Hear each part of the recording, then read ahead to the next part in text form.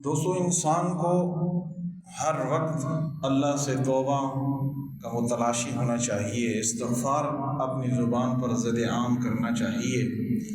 حضرت امی عائشہ رضی اللہ تعالیٰ عنہ روایت فرماتی ہیں کہ ایک دفعہ نبی کریم صلی اللہ علیہ وسلم نے چاشت کی نماز ادا کی۔ نماز سے فراغت کے بعد آپ نے ایک جملہ پڑھنا شروع کیا، اللہم اغفر لی انک انت التواب الرحیم۔